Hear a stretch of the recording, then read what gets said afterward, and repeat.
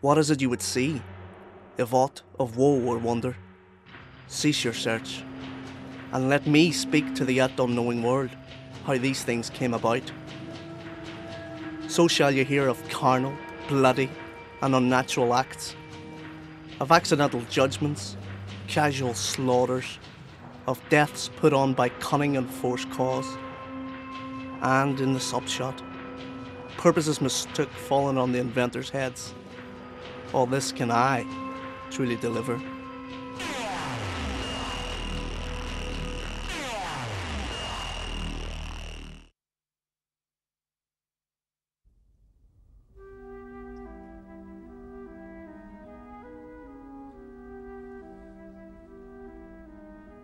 Before my God, I might not disbelieve without the sensible and true avouch of mine own eyes.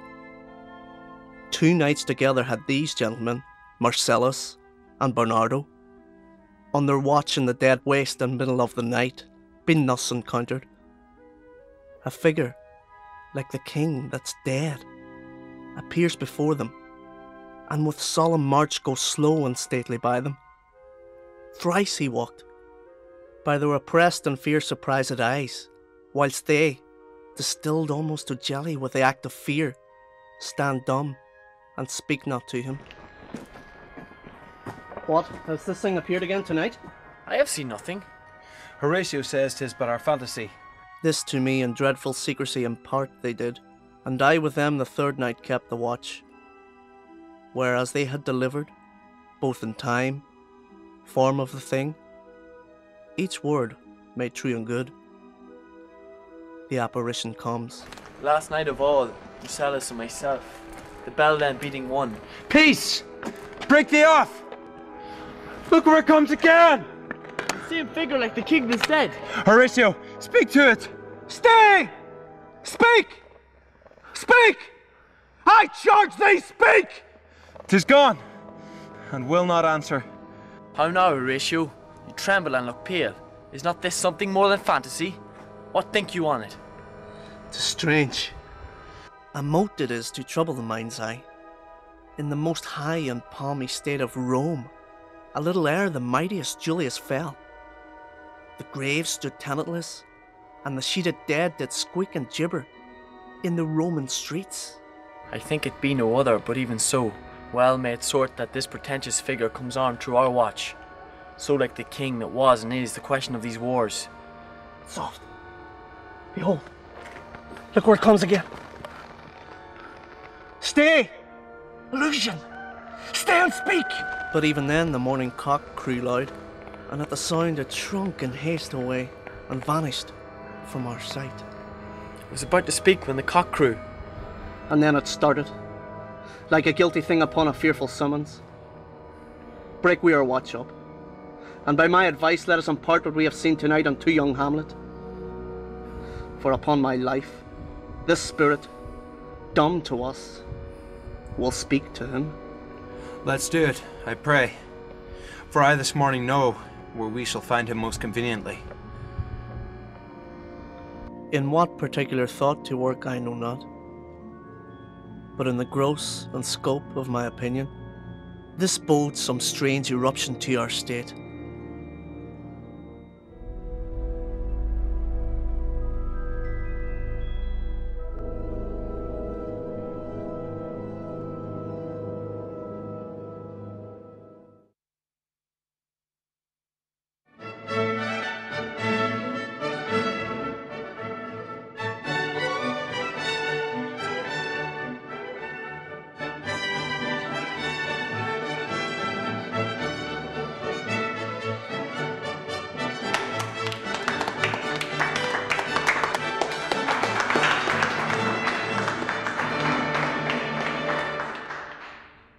Though yet of Hamlet, our dear brother's death, the memory be green, and that it us befitted to bear our hearts in grief, and our whole kingdom to be contracted in one brow of woe.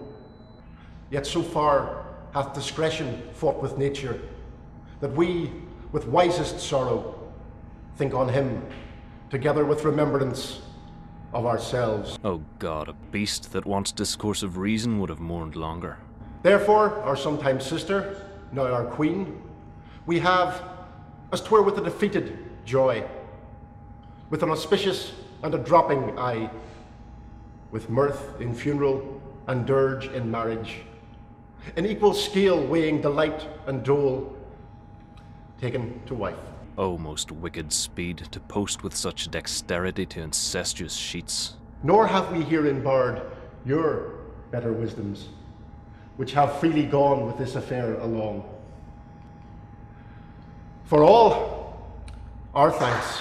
My father's brother, but no more like my father than I to Hercules. The fair Ophelia.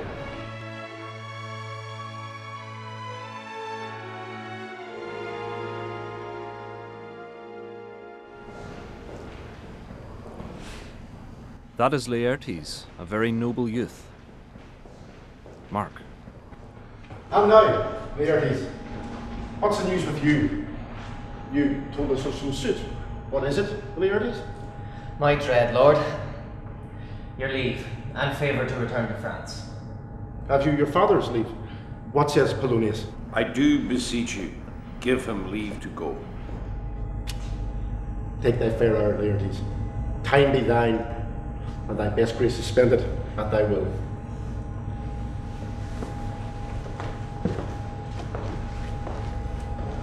But now, my cousin Hamlet and my son. A little more than kin and less than kind. How is it that the clouds still hang on you? Not so, my lord, I am too much in the sun. Good Hamlet, cast thy nighted colour off. Do not forever with thy veiled lid seek for thy noble father in the dust. Thou knowest 'tis common, all that lives must die, passing through nature to eternity. Aye, madam, it is common. If it be, why seems it so particular with thee? Seems, madam, nay, it is, I know not seems. 'Tis not alone my inky cloak, good mother, nor customary suits of solemn black, together with all forms, moods, shapes of grief that can denote me truly. These indeed seem, for they are actions that a man might play.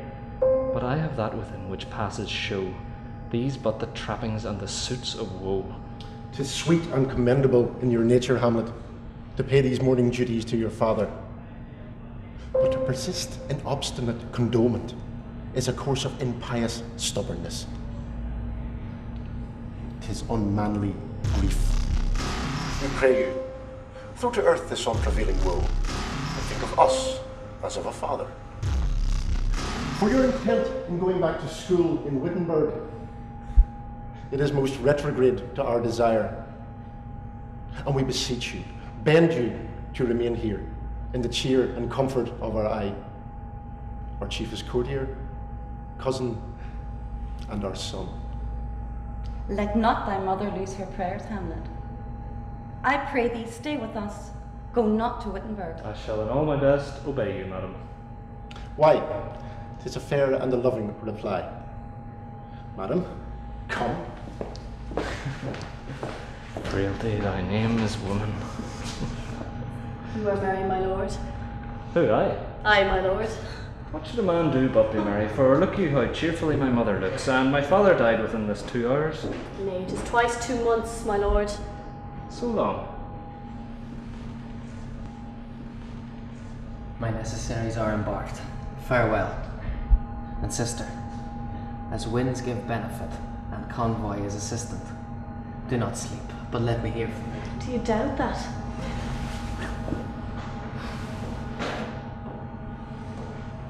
Yet here, Laertes, take my blessing and go.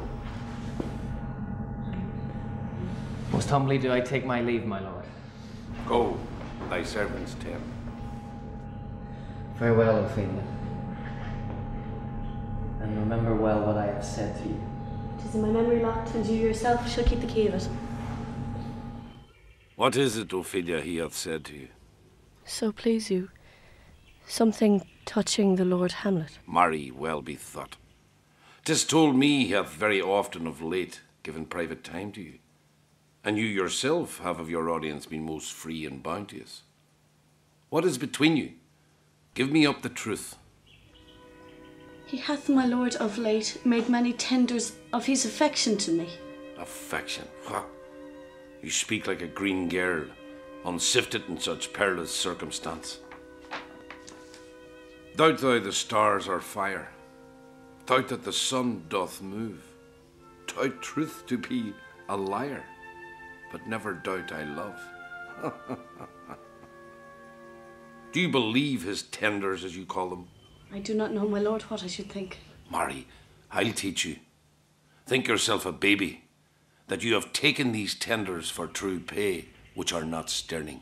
My lord, he hath importuned me with love in honourable fashion. Aye, fashion you may call it. Go to. And hath given countenance to his speech, my lord, with almost all the holy vows of heaven.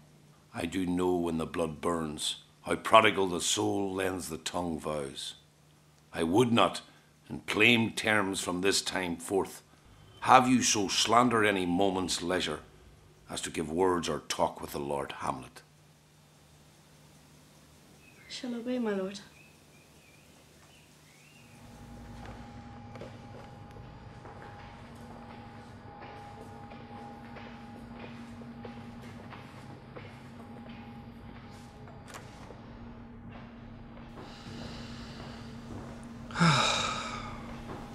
Now I am alone. Shirafara, I hear that. This brother, I did a plancha. Horatio, or I do forget myself. The same, my lord, and your poor servant ever. Sir, my good friend, I'll change that name with you. But what in faith make you from Wittenberg? We'll teach you to drink deep ere you depart. My lord, I came to see your father's funeral. I prithee do not mock me, fellow student. I think it was to see my mother's wedding. Indeed, my lord, it followed hard upon. Thrift, Horatio. The funeral bake meats did coldly furnish forth the marriage tables. But I had met my dearest foe in heaven, or ever I had seen that day, Horatio. My father. Methinks I see my father. Where, my lord? In my mind's eye, Horatio. I saw him once. He was a goodly king. He was a man. Take him for all in all, I shall not look upon his like again. My lord, I think I saw him yesternight. Saw who? My lord, the king. Your father. The king, my father? Season your admiration for a while with an attent ear, till I may deliver this marvel to you. Angels and ministers of grace defend us. Be thou a spirit of health or goblin damned. Bring with thee airs from heaven or blasts from hell. Be thy intents wicked or charitable. Thou comest in such a questionable shape that I will speak to thee. The air bites shrewdly. 'Tis very cold. It is a nipping and an eager air. What hour now? I think it lacks of 12. No, it is struck. Indeed? I heard it not. It then draws near the season wherein the spirit held his wont to walk. 'Tis very strange. As I do live, my honoured lord, 'tis true. What, looked he frowningly? A countenance more in sorrow than in anger. Pale or red? Nay, very pale. And fixed his eyes upon you? Most constantly. If it assume my noble father's person, I'll speak to it, though hell itself should gape and bid me hold my peace. Look, my lord, it comes! It beckons you to go away with it, as if it's some apartment it desire to you alone. It waves you to more removed ground, but do not go with it. It will not speak, then I will follow it. No, by no means. Why? What should be the fear? I do not set my life at a pin's fee. You shall not go with it, my lord. Hold up your hand! Be ruled! You shall not go! Unhand me, gentlemen! I say away! By heaven, I'll make a ghost of him that lets me! Away! Come on up, follow me! He waxes desperate with imagination. It is not fit thus to obey him. Heaven will direct it. Nay, let follow him. Let me not burst in ignorance, but tell why thy canonized bones, hersed in death, have burst their cerements. Why the sepulchre, wherein we saw thee quietly interred, hath oped his ponderous and marble jaws to cast thee up again. My lord! My lord! Lord Hamlet! Heaven secure me. What may this mean, that thou, dead corse, again in complete steel, revisits thus the glimpses of the moon? making night hideous and we fools of nature, so horridly to shake our disposition with thoughts beyond the reaches of our souls? Say, why is this? Wherefore? What should we do?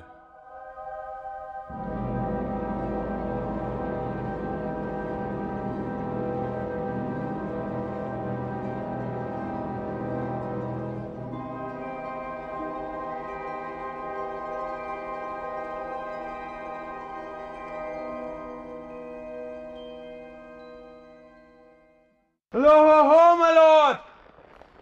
Hello, ho, ho, boy! Come, bird, come!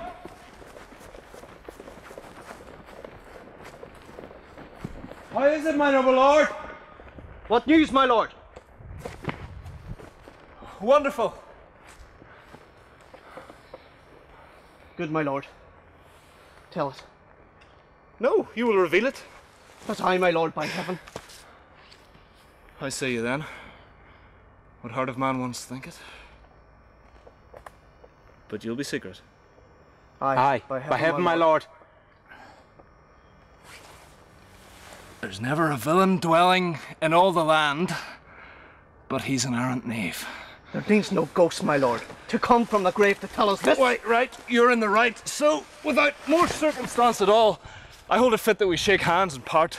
You, as your business and desires may point you, for every man hath business and desires, such as it is. And for my own poor part, I will go pray. These are but wild and whirling words, my lord. I'm sorry they offend you. Heartily, yes, faith, heartily. There's no offence, my lord. Yes, Mason Patrick, there is, Horatio, and much offence too. Touching this vision here, it is an honest ghost, that let me tell you. Day and night, but this is wonder strange. And therefore, as a stranger, give it welcome. There are more things in heaven and earth, Horatio, than are dreamt of in your philosophy. But now, good friends, as you are friends, soldiers and scholars, give me one poor request. What is it, my lord? We will. Never to make known what you have seen tonight. My lord, we will not. Here's before, never so help you mercy. How strange or odd soever I bear myself, as I perchance hereafter shall think me to put an antic disposition on, never to note that you know aught of me. This do swear, so grace and mercy at your most need help you. Not I, my lord. Nor I, my lord, in faith.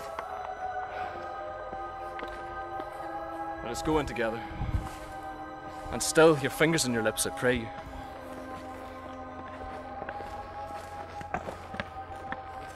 O my prophetic soul, my uncle. Meet it is I set it down, that one may smile and be a villain.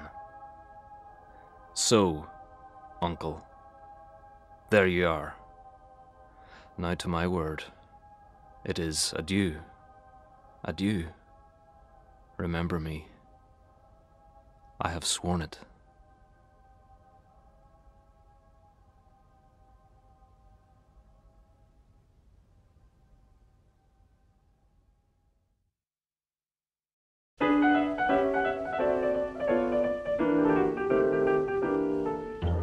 I hold my duty as I hold my soul, both to my God and to my gracious King. And I do think, or else this brain of mine hunts not the trail of policy, so sure as it hath used to do, that I have found the very cause of Hamlet's lunacy.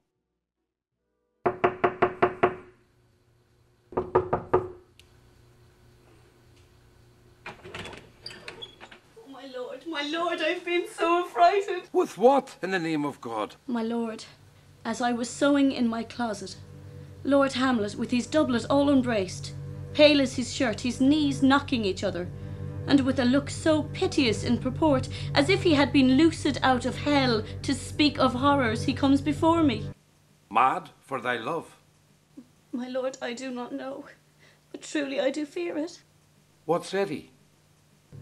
He took me by the wrist and held me hard. Then goes he to the length of all his arm, and with his other hand thus over his brow, he falls to such perusal of my face as he would draw it. Long stayed he so. At last, a little shaking of mine arm, and thrice his head thus waving up and down, he raised a sigh so piteous and profound, as it did seem to shatter all his bulk and end his being.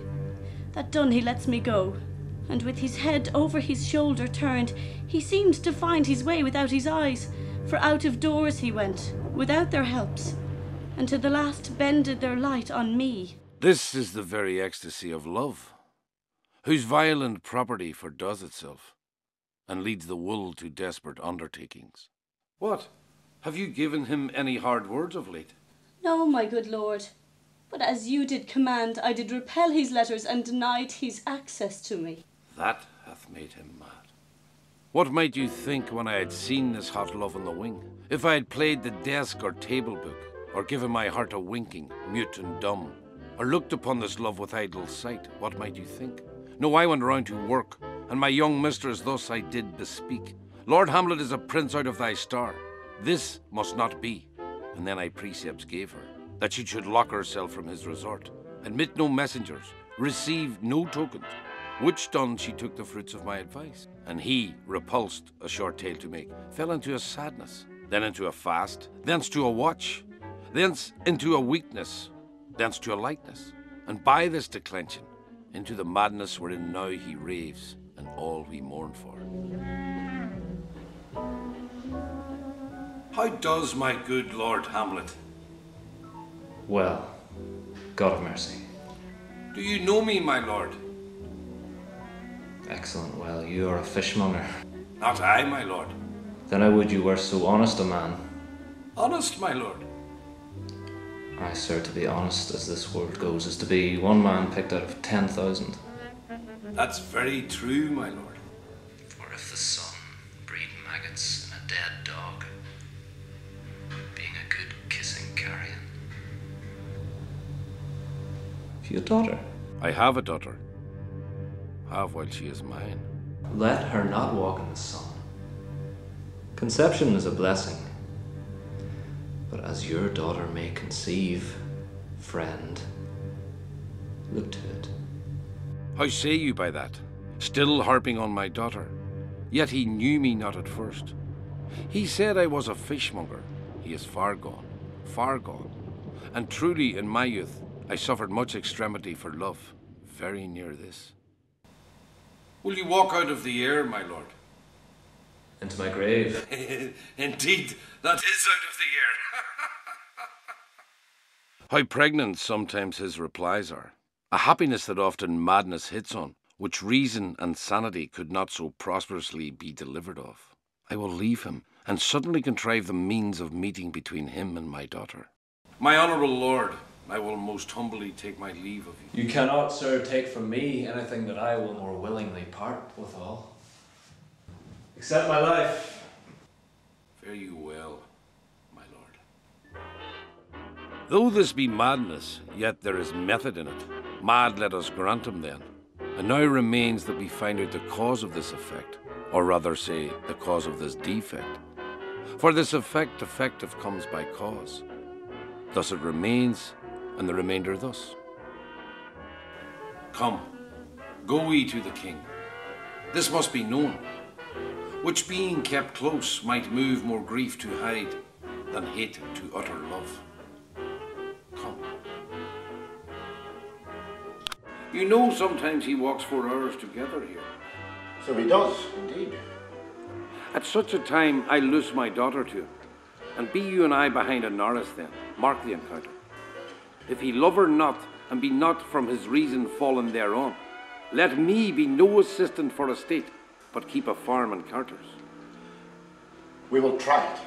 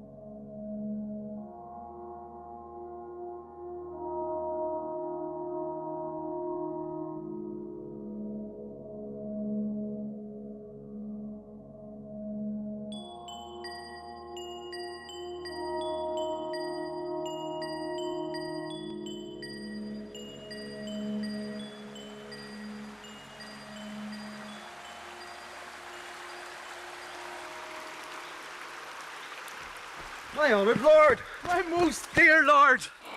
My excellent good friends! How dost thou, Guildenstern? Ah, Rosencrantz!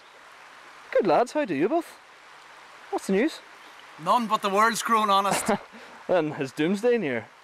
But your news is not true. Let me question more in particular.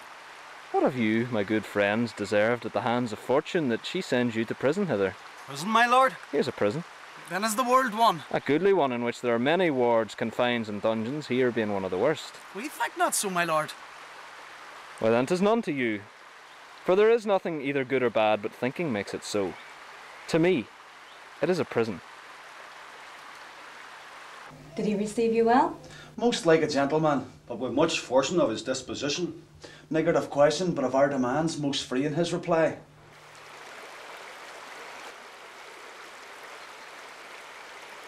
Were you not sent for? Is it your own inclining? Is it a free visitation? Come, deal justly with me. Come, they speak. What shall we say, my lord? Why anything but to the purpose? You were sent for, and there is a kind of confession in your looks, which your modesties have not craft enough to colour. I know the good king and queen have sent for you. To what end, my lord? That you must teach me. Be even and direct with me, whether you were sent for or no. What say you? Right then, I have an eye of you. My lord, we were sent for. I will tell you why. So shall my anticipation prevent your discovery, and your secrecy to the king and queen moult no feather. And can you, by no drift of conference, get from him why he puts on this confusion, greeting so harshly all his days of quiet, with turbulent and dangerous lunacy? He does confess he feels himself distracted, but from what cause he will by no means speak. I have of late, but wherefore I know not, lost all my mirth, forgone all custom of exercises. And indeed it goes so heavily with my disposition that this goodly frame, the earth, seems to me a sterile promontory. This most excellent canopy, the air, look you, this brave o'erhanging firmament, this majestical roof fretted with golden fire, why it appears no other thing to me than a foul and pestilent congregation of vapours. What a piece of work is a man! How noble in reason! How infinite in faculty, in form and moving, how express and admirable, in action, how like an angel, in apprehension, how like a god, the beauty of the world, the paragon of animals, and yet, to me, what is this quintessence of dust? Man delights not me. No, nor woman neither. Did you essay him to any pastime? Madam, it so fell out that certain players we overwrought on the way. Of these we told him, and there did seem in him a kind of joy to hear of it.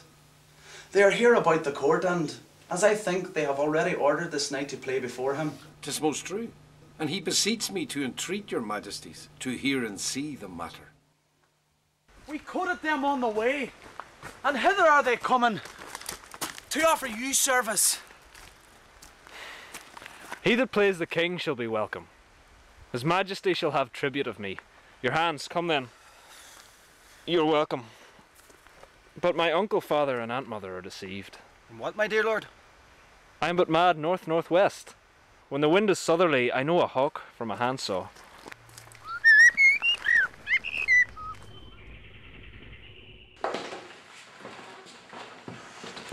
What players are they? Even those you were wont to take such delight in. The tragedians of the city.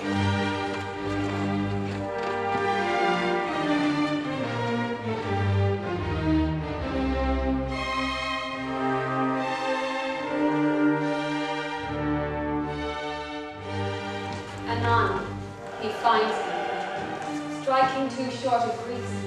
His antique sword rebellious to his arm lies where it falls, repugnant to command. Unequal matched, Pyrrhus at Priam drives, in rage strikes wide, but with the wind of his fell sword the unnerved father falls.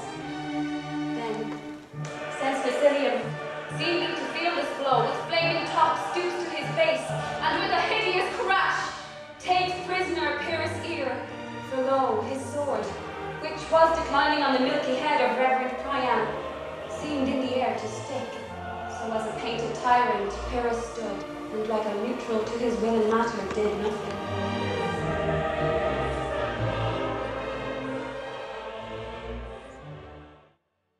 But as we often see against some storm, a silence in the heavens, the rack stands still, the bold winds speechless, and the all below is hushed as death.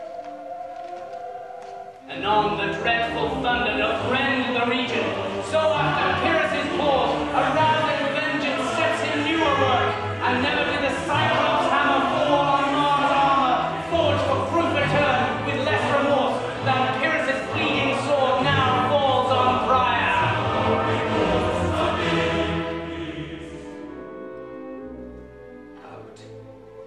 Out, thou strongest fortune, all you gods, in general synod, take away her power, break all the spokes and fellies on her wheel, and bowl the round nave down the hill of heaven, as low as to the fiends.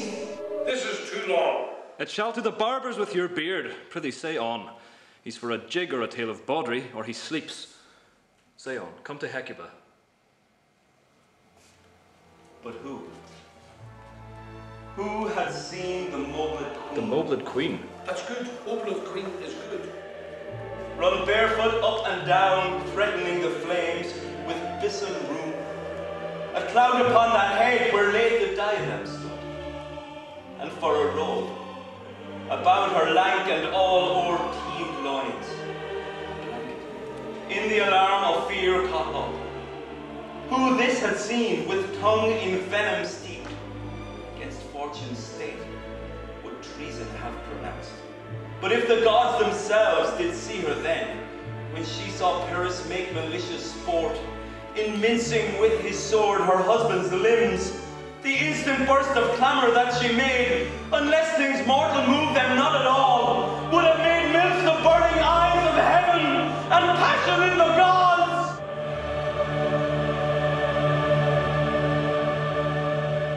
Look, whether he has not turned his colour and has tears in his eyes.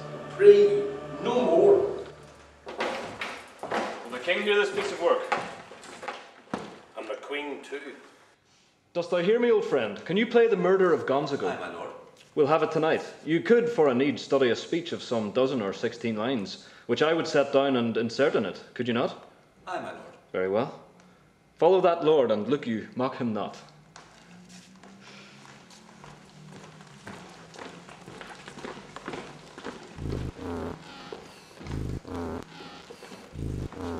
I have heard that the guilty creatures sitting at a play have by the very cunning of the scene been struck so to the soul that presently they have proclaimed their malefactions. For murder, though it have no tongue, will speak with most miraculous organ. I'll have these players play something like the murder of my father before mine uncle. I'll observe his looks, I'll tempt him to the quick. If he do blench, I know my course. The spirit that I have seen may be the devil, and the devil hath power to assume a pleasing shape. Yea, and perhaps, out of my weakness and my melancholy, as he is very potent with such spirits, abuses me to damn me. I'll have grounds more relative than this. Good, my lord. Aye, so goodbye to you.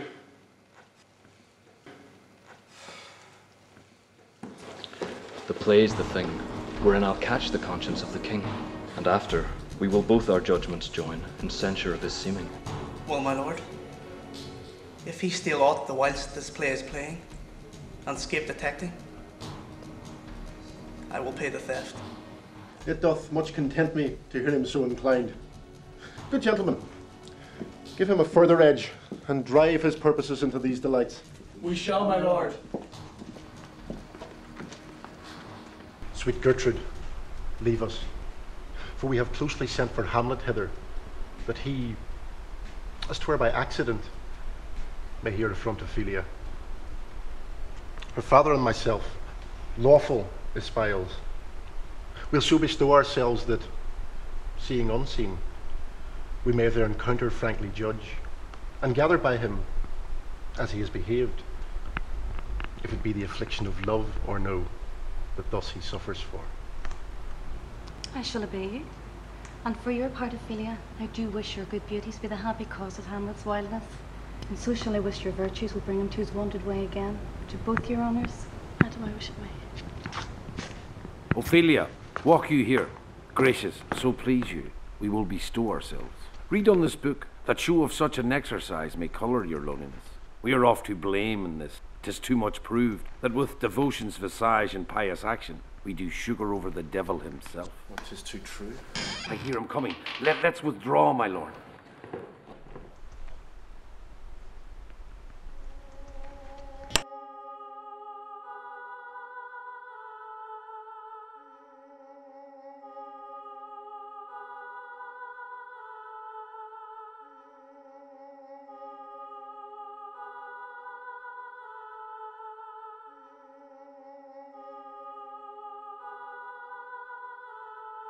Aveon, no gan aveon.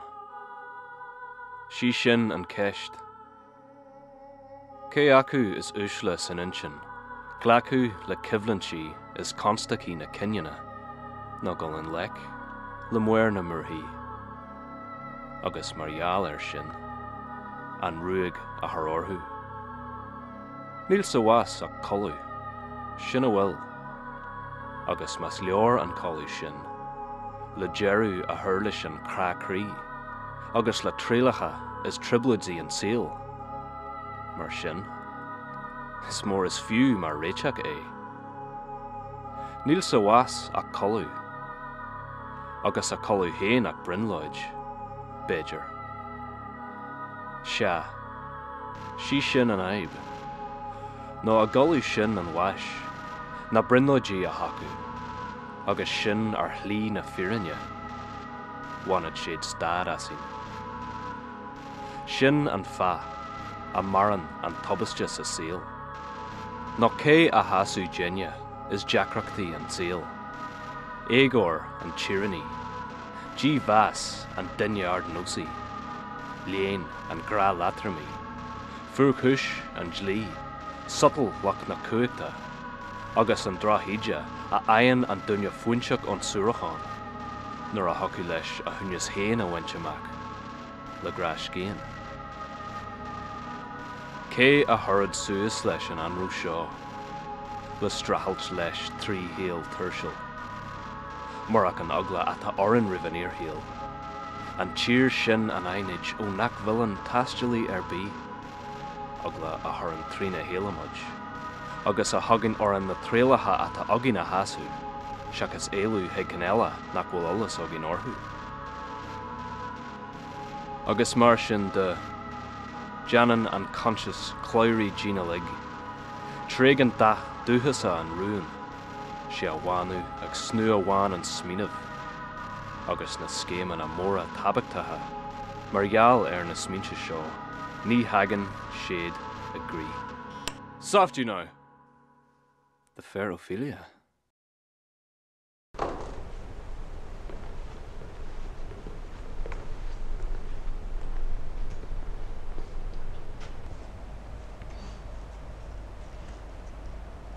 Nymph, in thy orisons be all my sins remembered. Good, my lord. How does it run for this money a day? Humbly thank you. Well. My lord, I have remembrances of yours that I have long to redeliver. I pray you now receive them. No. Not I. I never gave you aught. My honoured lord, you know right well you did. And with them words of so sweet breath composed as made the things more rich. Their perfume lost, take these again, for to the noble mind which gifts wax poor when givers prove unkind. There, my lord. Are you honest? My lord? Are you fair? Means your lordship. That if you be honest and fair, your honesty should admit no discourse to your beauty. Could beauty, my lord, have better commerce than with honesty? Aye. Truly, for the power of beauty will sooner transform honesty from what it is to a bawd, than the force of honesty can translate beauty into his likeness. This was sometime a paradox, but now the time gives it proof. I did love you once. Indeed, my lord, you made me believe so. You should not have believed me. I loved you not. I was the more deceived. Get thee to a nunnery. Why wouldst thou be a breeder of sinners? I am myself indifferent, honest, but yet I could accuse me of such things, that it were better my mother had not borne me. What should such fellows as I do crawling between earth and heaven? We are arrant knaves all, believe none of us. Go thy ways to a nunnery.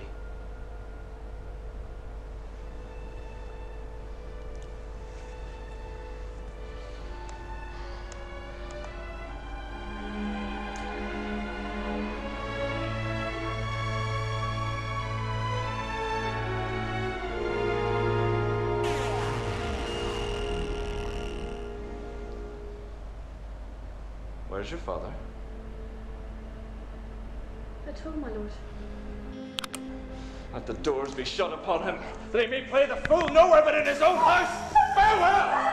If thou dost marry, I'll give thee this plague for thy doubting. Be thou as chaste as ice, as pure as snow. Thou shalt not give cannoning. Get thee to a nunnery, go! Farewell! First I will needs marry a fool, for wise men know well enough what monsters you make of them. To a nunnery, go and quickly soon. Farewell! I have heard of your paintings too. Well enough. God's given you one face, and you make yourselves another. You tick, you and you list. You nickname God's creatures, and make your wantonness your ignorance. Go to. I'll no more on't. It hath made me mad. I say we will have no more marriages. Those that are married already, all but one, shall live. The rest shall keep as they are. To a nunnery. Go!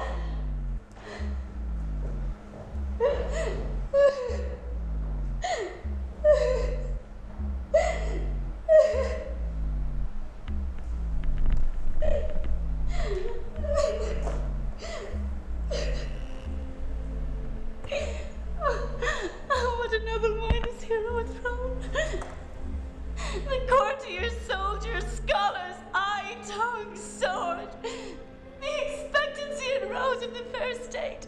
The glass of fashion and the mold of form. The observed of all observers, quite down. And I have ladies most dejected and wretched, that sucked the honey of his music vows. Now see that noble and most offered reason like sweet bells jangled, out of tune and harsh, that unmatched feature and form of blown youth blasted with ecstasy. Woe is me to have seen what I have seen. See what I see.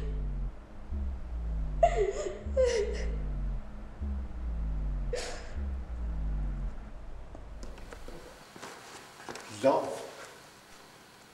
His affections do not that way tend. Nor what he spake, though it lacked form a little, was not like madness. There's something in his soul over which his melancholy sits on brood.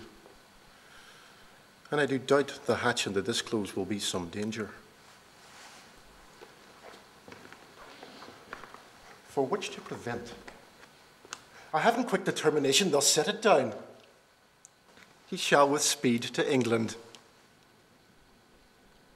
Haply the seas and countries different, with variable objects, shall expel this something settled matter in his heart, whereon his brain still beating puts him thus from fashion of himself. What think you on it? It shall do well. But yet I do believe the origin and commencement of his grief sprung from neglected love.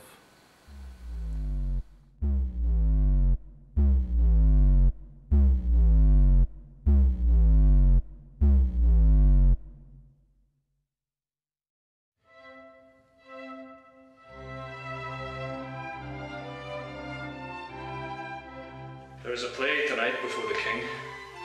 One scene of it comes near the circumstance which I have told thee of my father's death. I prithee, when thou seest that act afoot, even with the very comment of thy soul, observe my uncle. If his occulted guilt do not itself unkennel in one speech, it is a damned ghost that we have seen. mine eyes will rivet to his face. I must be idle. Get you a place.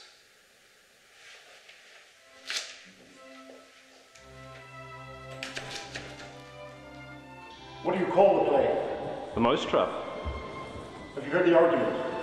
Is there no offence in it? No, they do but jest. Poison and jest. No offence in the world. This play is the image of a murder done in Vienna. 'Tis a knavish piece of work, but what of that? Your Majesty and we that have free souls, it touches us not. Be the players ready? Aye, my lord, they stay upon your patience. Will you help to hasten them? Aye, my lord.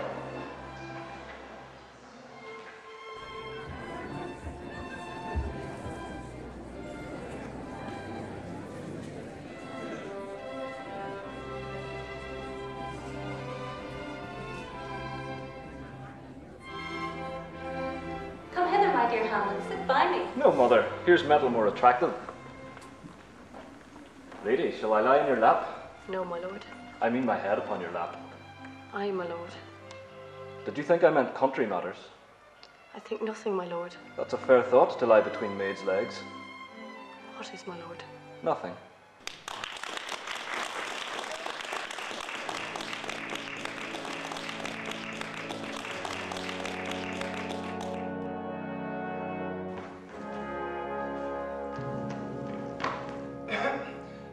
For us and for our comedy, here stooping for your clemency, we beg your hearing patiently. Is this a prologue or the posy of a ring? 'Tis brief, my lord. As woman's love.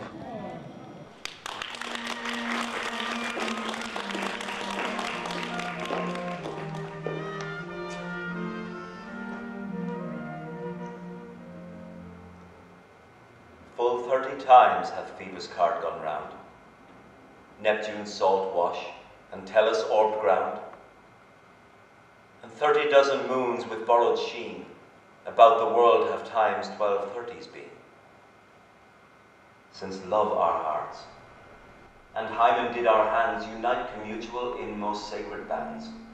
So many journeys may the sun and moon make us again cantor, ere love be done.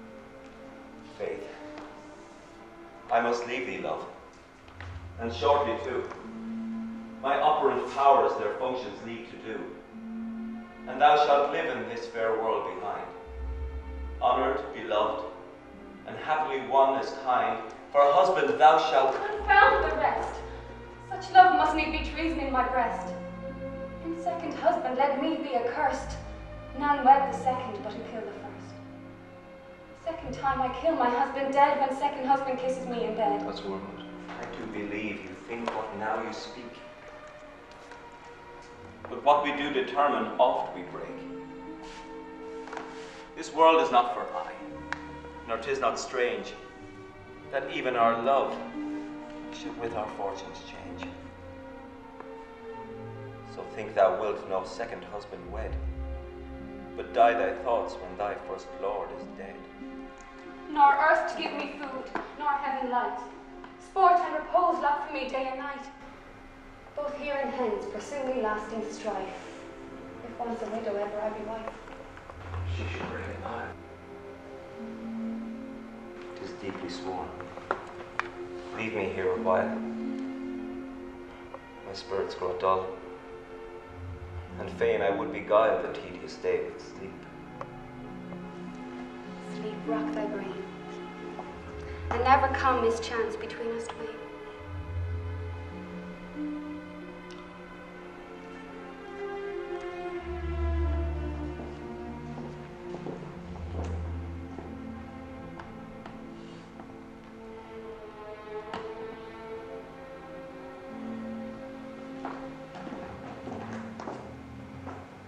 Madam, how like you this play? The lady doth protest too much, methinks. But she'll keep her word.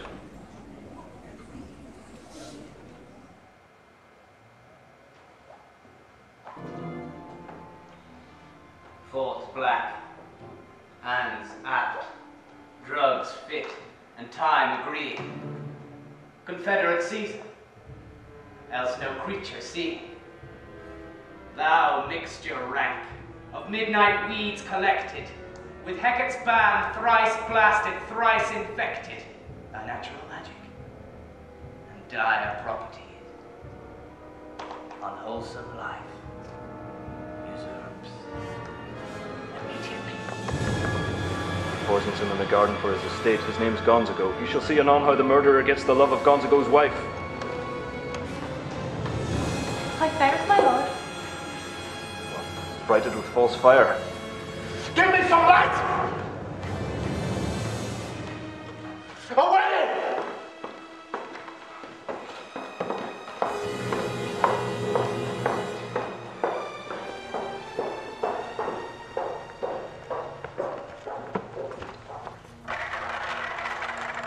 Good Horatio, I'll take a ghost's word for £1,000. Did you receive? Very well, my lord. On the talk of the poisoning.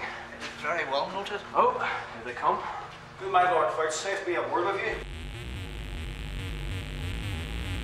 My mother, you say? Then thus she says, your behaviour hath struck her into amazement and admiration. A wonderful son that can so astonish a mother. She desires to speak with you in her closet. Ere you go to bed. We shall obey, were she 10 times our mother. Have you any further trade with us? They threw me to the top of my bed. 'Tis now the very witching time of night, when churchyards yawn and hell itself breathes out contagion to this world. Now could I drink hot blood, and do such bitter business as the day would quake to look on.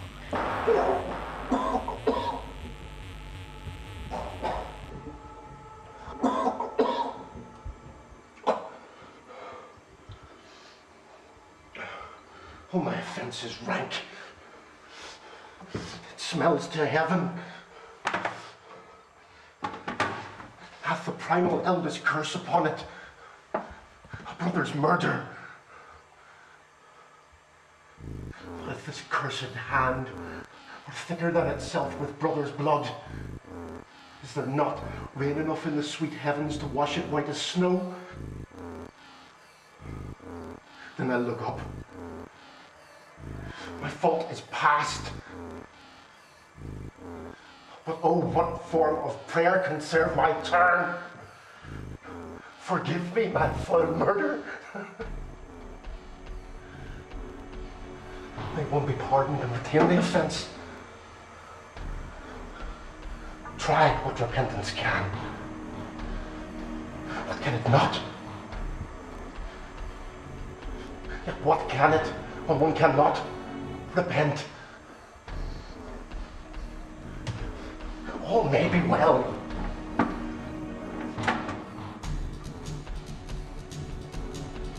Now, might I do it, Pat? Now he's praying. And now I'll do it. And so he goes to heaven. And so am I revenged. That would be scanned. A villain kills my father, and for that do I, his sole son, this same villain send to heaven. And am I then revenged?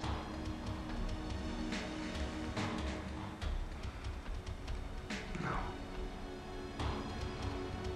When he is drunk with sleep, or in his rage, or in the incestuous pleasure of his bed, then trip him, that his heels may kick at heaven, and that his soul be as damned and black as hell, whereto it goes. My mother stays.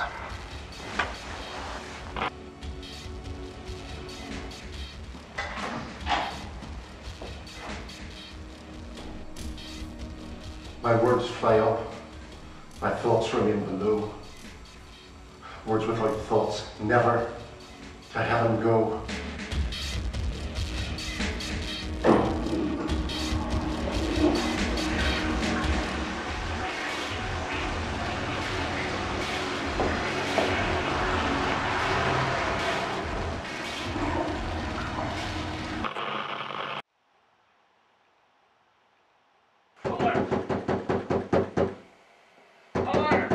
warrant you, fear me not, withdraw.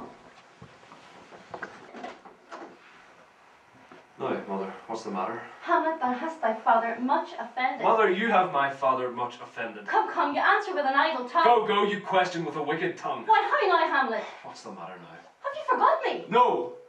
You're the queen, your husband's brother's wife, and would it were not so, you're my mother. Nay then, I'll set those to you that can speak. Come and sit you down. You shall not budge. You go not till I set you up a glass where you may see the inmost part of you. And what will thou do? Thou wilt not murder me. Help! Help! I know. A rat!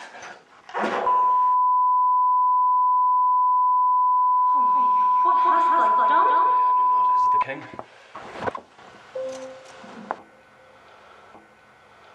Thou wretched, rash, intruding fool. Farewell. I took thee for thy better. Take thy fortune. Oh, what a rash and bloody deed is this? A bloody deed. Almost as bad, good mother, as kill a king and marry with his brother. As kill a king? Aye, lady, 'twas my word. Leave wringing of your hands. Sit you down and let me wring your heart. What have I done that thou darest wag thy tongue in noise so rude against me? Look here, on this picture and on this, the counterfeit presentment of two brothers. See what a grace was seated on this brow. A combination and a form, indeed, where every god did seem to set his seal to give the world assurance of a man. This was your husband. Look you now what follows. Here is your husband, like a mildewed ear, blasting his wholesome brother. Have you eyes? You cannot call it love, for at your age the heyday in the blood is tame. It's humble and waits upon the judgment. And what judgment would step from this to this?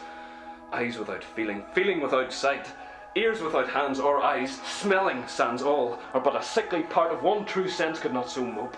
Oh, shame, where is thy blush? Oh, Hamlet, speak to me no more. Thou turns my eyes into my very soul. And corruption, honeying and making love over the nasty stag. Speak to me no more. These words like daggers enter in my ear. In my ears. Murderer and a villain, a cut person. No more! A king of shreds and patches.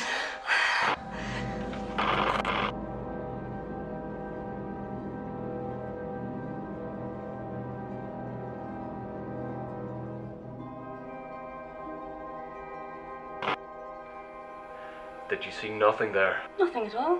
Yet all that is I see. Nor did you nothing hear? No, nothing but ourselves. My father in his habit as he lived. This is the very coinage of your brain. It is not madness that I have uttered. Bring me to the test, and I the matter will reword which madness would gamble from. Confess yourself to heaven, and do not spread the compost on the weeds to make them ranker. Oh, Hamlet, thou hast cleft my heart in twain. I must be cruel only to be kind. Good night, but go not to mine uncle's bed. And when you are desirous to be blessed, I'll blessing beg of you. What shall I do? I forgot. This man shall set me packing. I'll lug the guts into the neighbour room. Good night, mother. Safely stowed. Hamlet! Lord Hamlet! Soft, what noise? Who calls him Hamlet? What have you done, my lord, with the dead body? Compounded it with dust, whereto 'tis kin. You must tell us where it is that we may take it thence and bear it to the chapel. Do not believe it. Believe what? That I can keep your counsel and not mine own. Besides, to be demanded of a sponge, what replication should be made by the son of a king? Take you me for a sponge, my lord? Aye, sir, that soaks up the king's countenances, his rewards, his authorities. When he needs what you have gleaned, it is but squeezing you, and sponge you shall be dry again. I understand you not, my lord. I'm glad of it. My lord, you must tell us where the body is and go with us to the king. The body is with the king, but the king is not with the body. The king is a thing of Thing, my lord! Of nothing. Bring me to him.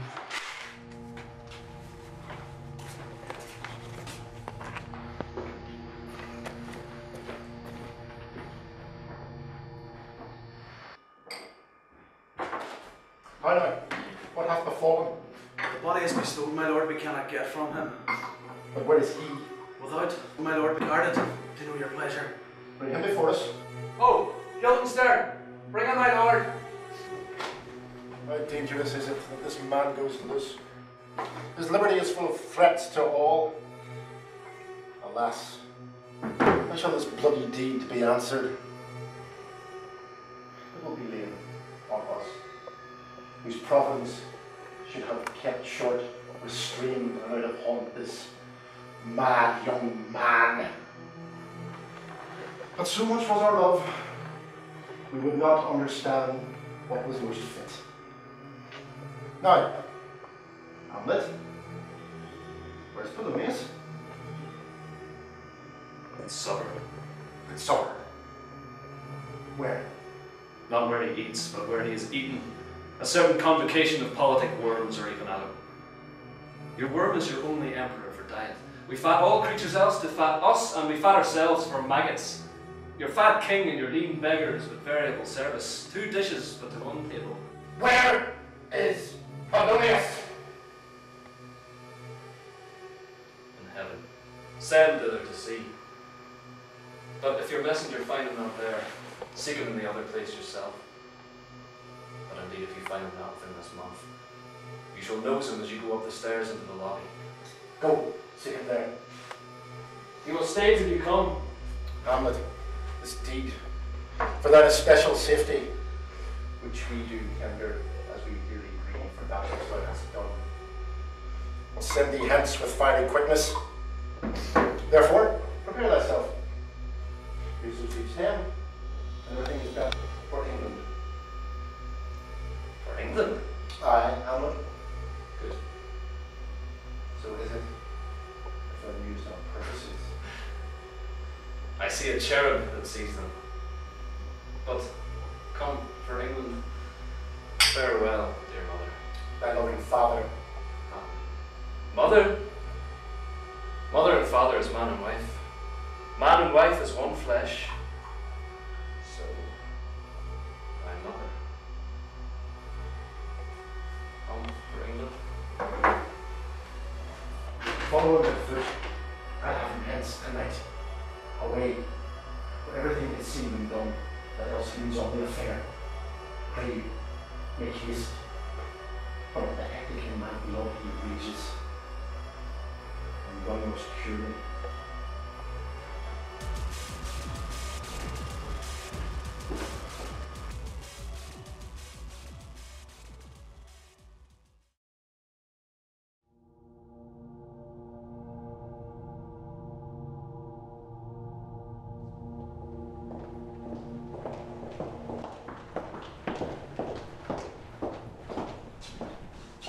She is importunate, indeed distraught. She speaks much of her father.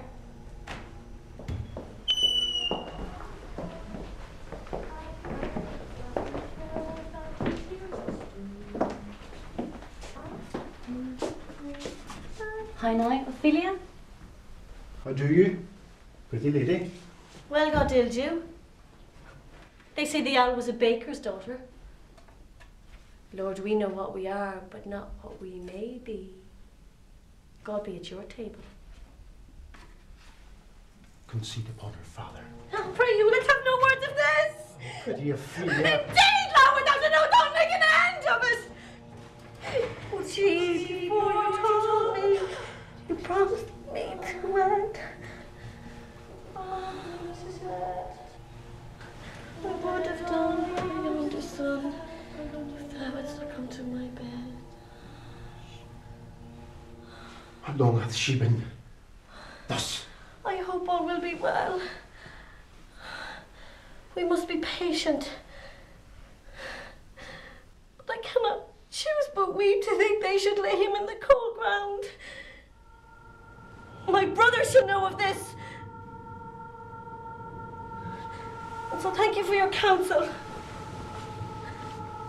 Come, my coach. Night, ladies. Night, ladies.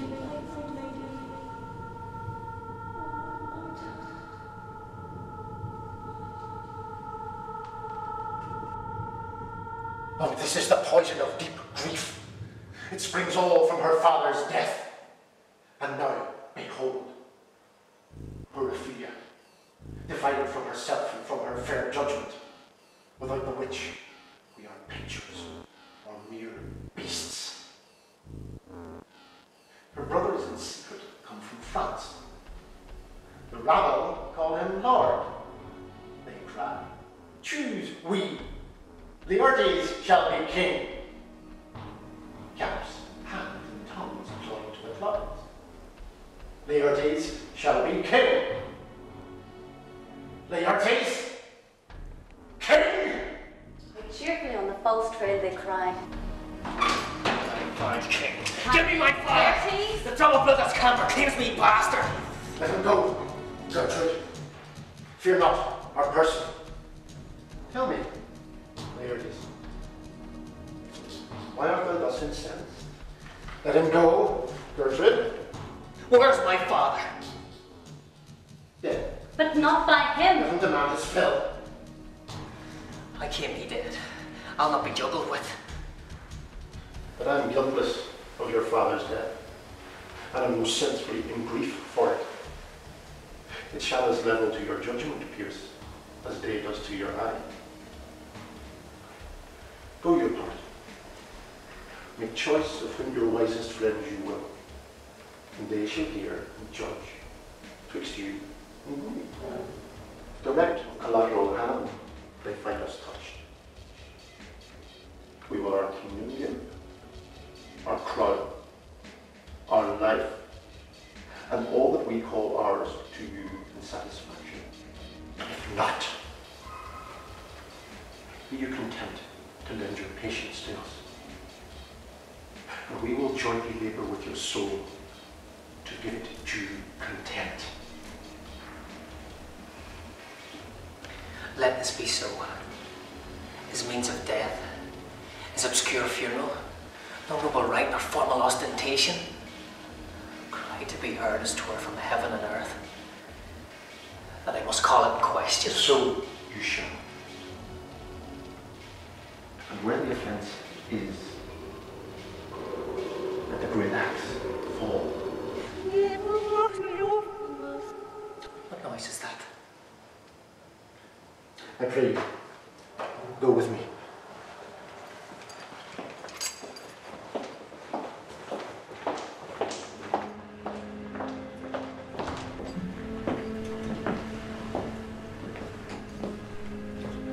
Fare you well, sweet dove.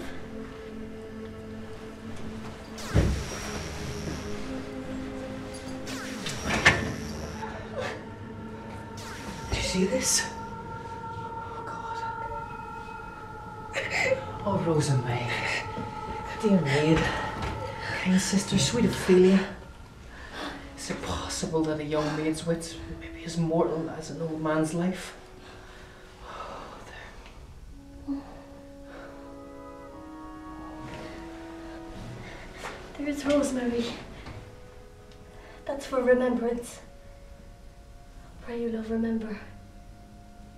And there's pansies, that's for thoughts.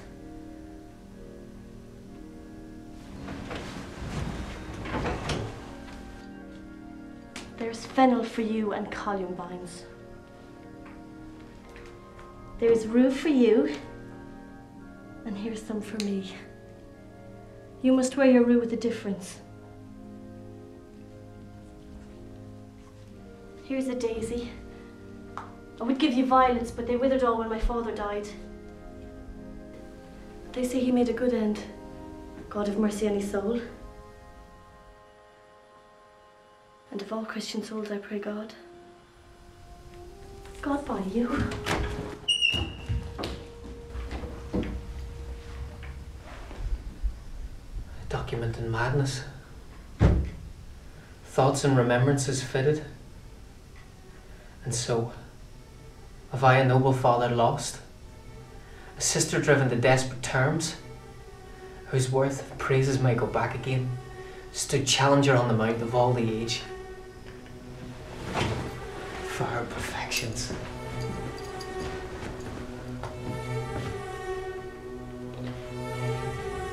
But my revenge will come.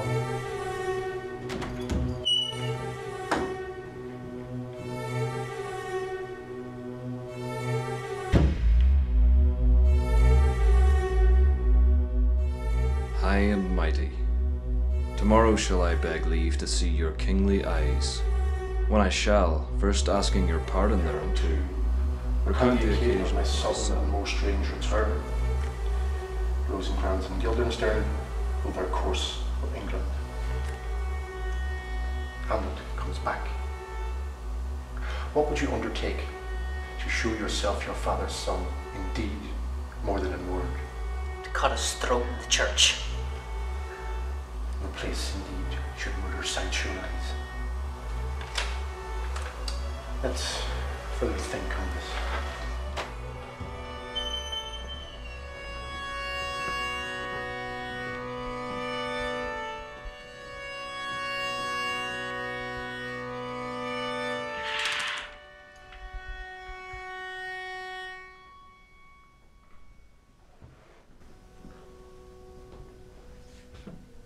There is a willow grows aslant a brook that shows his hoar leaves in the glassy stream. Therewith fantastic garlands did she make of crowflowers, nettles, daisies, and long purples that liberal shepherds give a grosser name, but our cold maids do dead men's fingers call them. There on the pendant boughs her coronet weeds clambering to hang, an envious sliver broke, when down her weedy trophies and herself fell in the weeping brook. Her clothes spread wide, and mermaid like a while they bore her up, which time she chanted snatches of old tunes, as one incapable of her own distress, or like a creature native and endued unto that element. But long it could not be, till that her garments, heavy with their drink, pulled the poor wretch from her melodious lay to muddy death.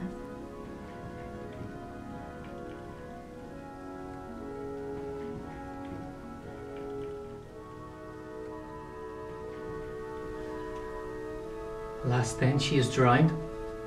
Drowned. Drowned.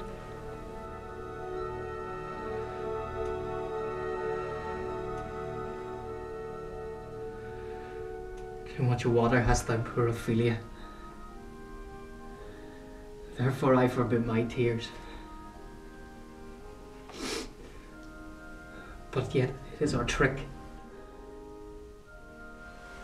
When these are gone, the woman will be out. Adieu, my lord. I have a speech of fire that fain would blaze. But this folly drowns it.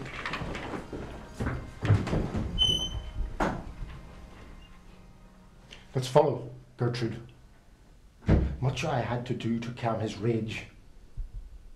Now I fear this will give it start again. Therefore, let's follow.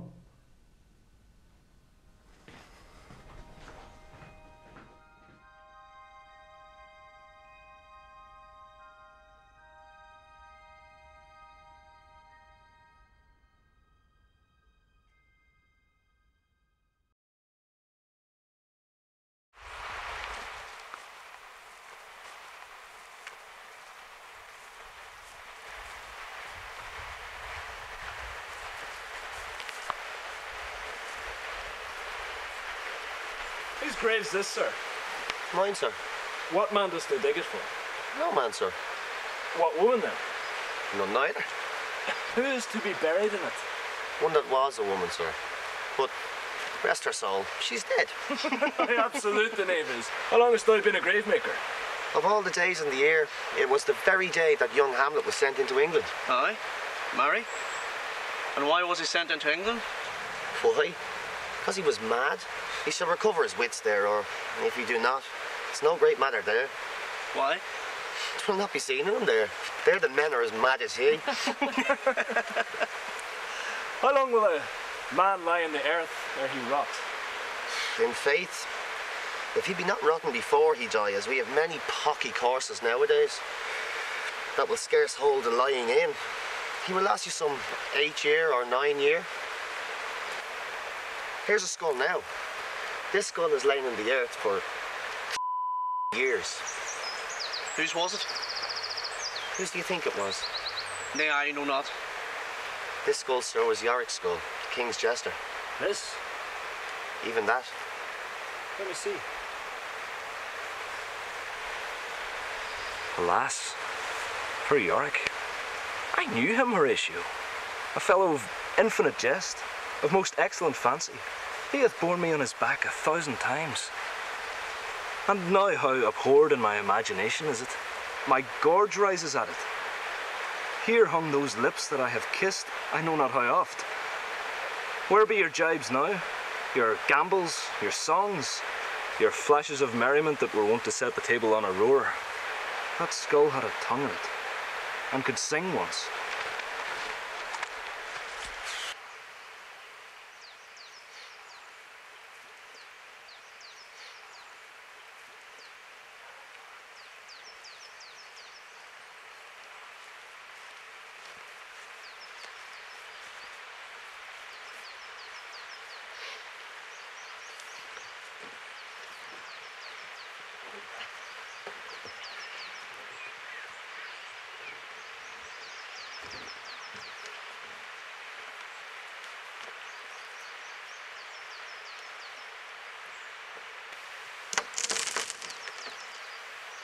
Many Manaher, and some Vic, some Spirit and Eve. Amen.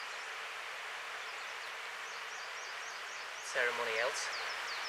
Her death was doubtful. Is there no more be done? No more be done. We shall profane the service of the dead, to sing a requiem, and such rest to her as the peace parted souls. I tell thee, Charlie's priest, a ministering angel shall my sister be when thou liest howling. Oh, my lord! Now pile your dust upon the quick and dead! Thou prayest not well.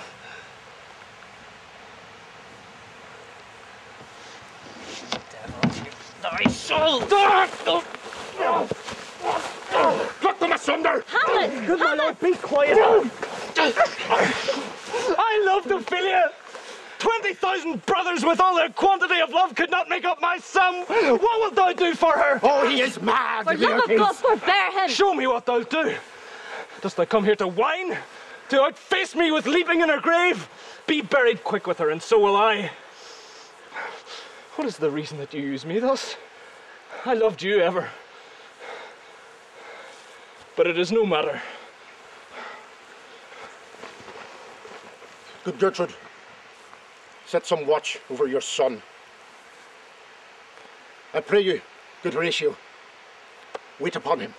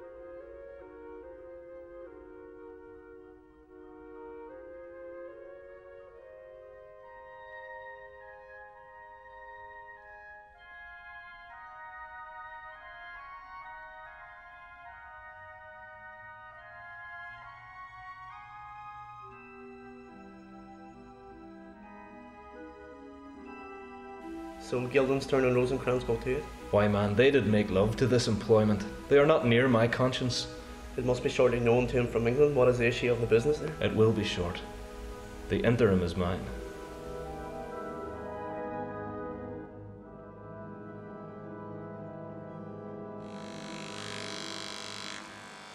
The king, sir, hath laid it that in a dozen passes between yourself and him, he shall not exceed you 3 hits. He hath laid on 12 for 9. And it would come to immediate trial if your lordship would vouchsafe the answer. How if I answer no? He will lose his wager, my lord. I do not think so. Since he went into France, I have been in continual practice.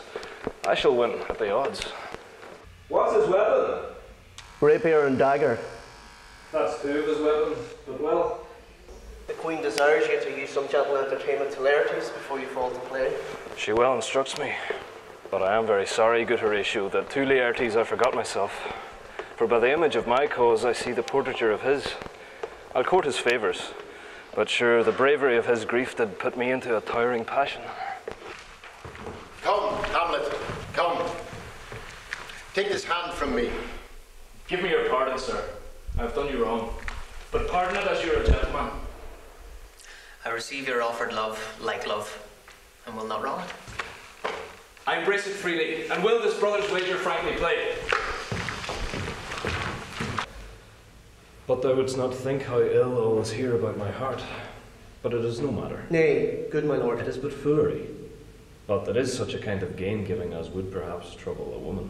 Cousin Hamlet, you know the wager? Very well, my lord. Your grace hath laid the odds on the weaker side. I do not fear it. I have seen you both. This is too heavy. Let me see another.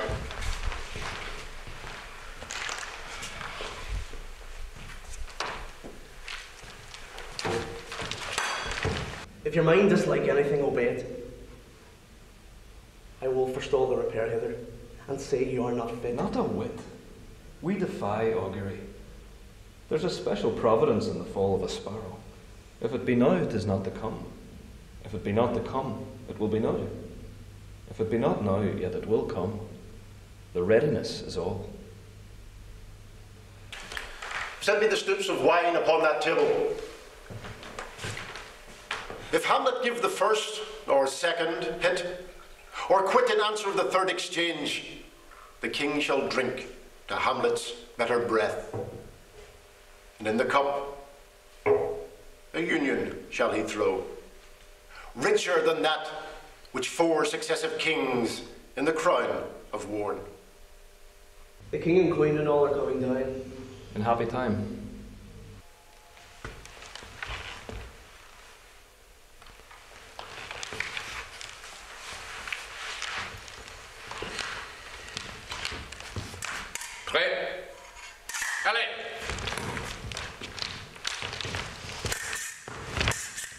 Horatio, thou art even as just a man as ever my conversation coped withal. My good lord. Nay, do not think I flatter. For what advancement may I hope from thee, that no revenue has but thy good spirits to feed and clothe thee? Why should the poor be flattered? One! No! Judgment. A hit. Very palpable hit. Well, again. No. Let the candied tongue lick absurd pomp, and crook the pregnant hinges of the knee where thrift may follow fawning. Dost thou hear? Stay! Give me drink.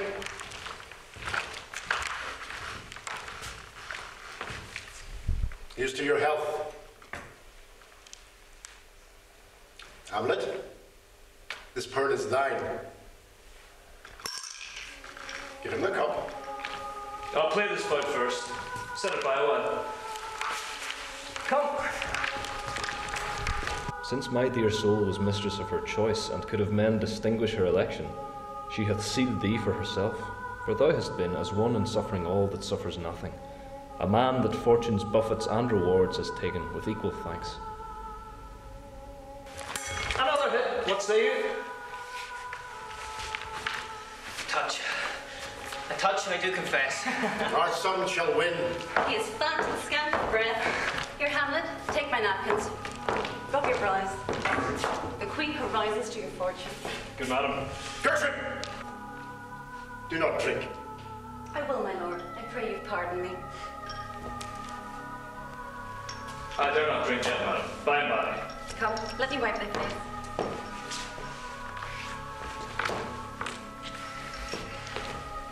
Come for the third, Laertes, you but dally.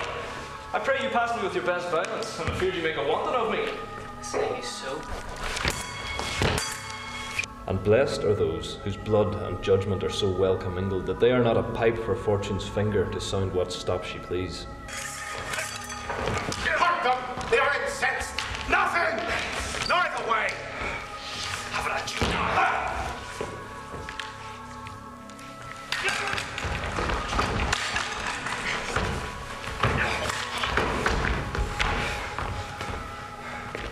Nay, come, again.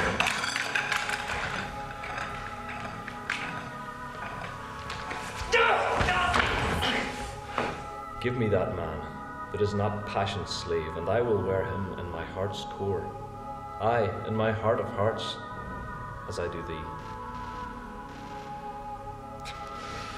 Something too much of this. They bleed on both sides. How is it, my lord? How does the Queen? She swoons to see them bleed. No, the drink. The drink. Oh, my dear Hamlet. I'm poisoned. Treachery! Sing it out! It is here, Hamlet. Hamlet, thou art slain. No medicine in the world can do thee good. Treacherous instrument is in thy hand. Unbaited and envenomed, foul practice has turned itself upon thee. Lo, here I lie, never to rise again. My mother is poisoned. I can't no more. The king. The king is to blame.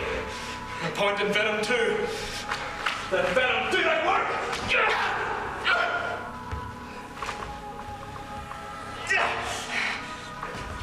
He that hath killed my king and whored my mother, popped in between the election and my hopes, thrown out his angle for my proper life, and with such cozenage.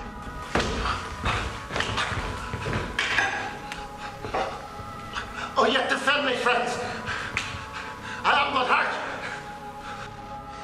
Is it not perfect conscience to quit him with this arm? And is it not to be damned to let this canker of our nature come in further evil?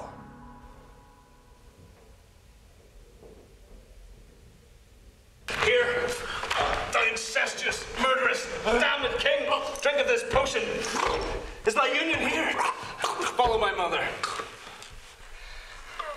Exchange forgiveness with me, noble Hamlet. Mine, or my father's death have not come upon thee, or thine on me. Heaven make thee free of it. I follow thee. I am dead, Horatio. You that look pale and tremble at this chance, that are but mutes, our audience to this act, had I but time, as this fell Sergeant Death is strict in his arrest, I could tell thee, but let it be. Horatio, I am dead. Thou livest. Report me and my cause aright to the unsatisfied. Here's yet some liquor left. Oh, good Horatio. What a wounded name the things standing thus unknown shall leave behind me, if ever thou didst hold me in thy heart. I've sent thee from felicity a while, and in this harsh world draw thy breath in pain to tell my story. The rest is silence.